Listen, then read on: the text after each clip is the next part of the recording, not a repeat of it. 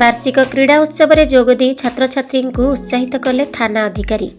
खलिकोट स्थित श्री अरविंद पूर्णांग शिक्षा केन्द्र में आज वार्षिक क्रीड़ा उत्सव अनुष्ठित हो जाइछि। आज अनुष्ठित यह क्रीड़ा उत्सव में खलिकोट थाना अधिकारी रमेश कुमार प्रधान मुख्य अतिथि भाव जोगदी छात्र छात्री मानक उत्साहित करने सह खेलकूद द्वारा शारीरिक और मानसिक विकास हो पारिबो, जहाद्वारा कि छात्र छात्री माने सफलतार शीर्ष में पहुंची पारिबे बोली निज वक्तव्य प्रकाश करथिले।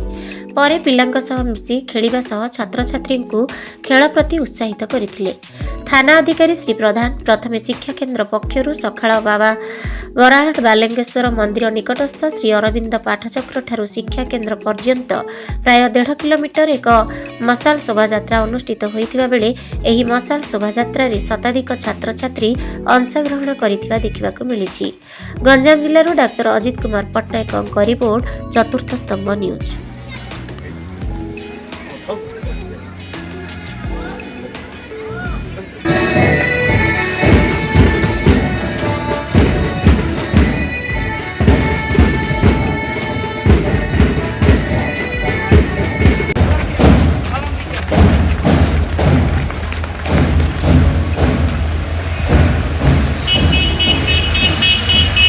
तीन दिन जाक निश्चित भाव से उत्साह उद्दीपना तुम भीतर मुझे देखा चाहिए।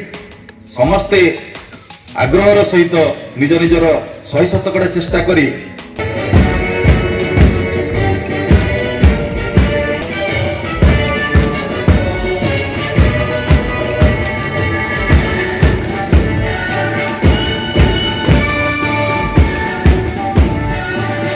बंधु माने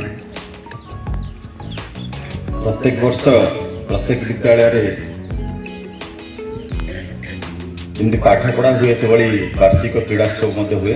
पाठपढ़ा सहित आमर खेलकूद भी प्रत्येक वर्ष प्रत्येक दिन आम पाठ्यशाला थाए।